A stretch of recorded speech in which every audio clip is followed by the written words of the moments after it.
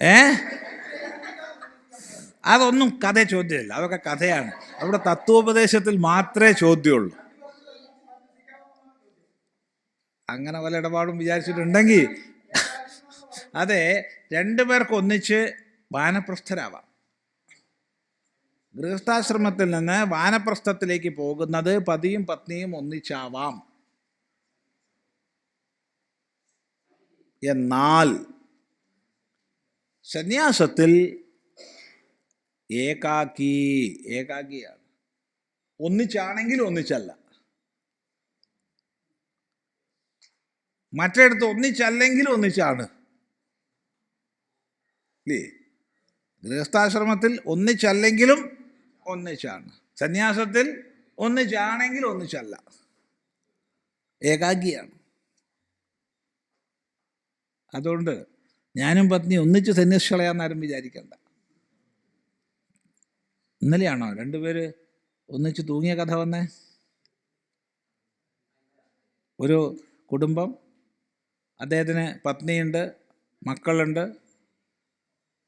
അദ്ദേഹം വേറൊരു പെൺകുട്ടിയായിട്ട് പ്രേമം മൂത്തു. അപ്പോൾ അവൾ പറഞ്ഞു, എന്നെ കല്യാണം കഴിച്ചേ മതിയാവും, വേറെ വഴിയില്ല. അങ്ങനെ ഇയാൾക്ക് അവസാനം നിവൃത്തിയില്ല. ഇയാൾക്ക് ഒഴിഞ്ഞു മാറാനും വയ്യ, രക്ഷപ്പെടാനും വയ്യ, ഒന്നും വയ്യ. കല്യാണം കഴിക്കാതിരിക്കാനും വയ്യ, കഴിക്കാനും വയ്യ.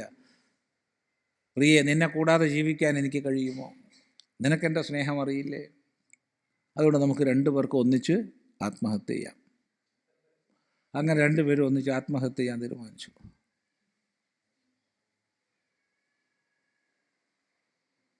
രണ്ടുപേരും കെട്ടി തൂങ്ങാൻ തീരുമാനിച്ചു. അങ്ങനെ കയറെല്ലാം കെട്ടി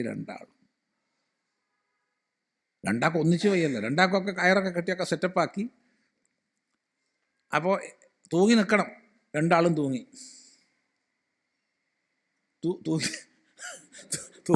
കയറൊക്കെ ഇട്ട് നല്ല സെറ്റപ്പും ആക്കി.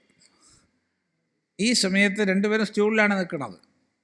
ഇവൻ അവളേക്കാൾ ശക്തിയുള്ളവനാ. എവൾ നിൽക്കണ സ്റ്റൂൾ ഒറ്റ ചവിട്ടി ഇവൻ. അപ്പം എന്തായി? അവൾ തൂങ്ങി. ഉടനെ തന്നെ ഈ കയറെ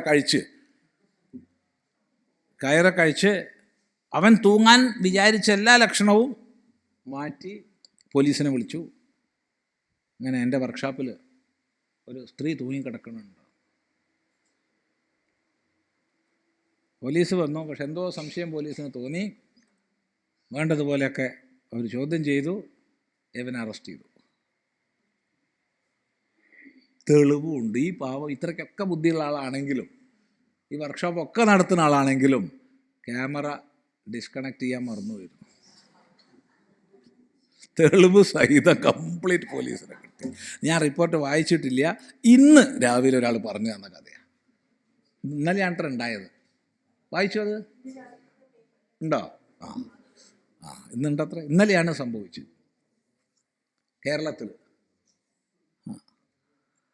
നമ്മൾ 1-ാം നമ്പറാണത് എല്ലാത്തിലും.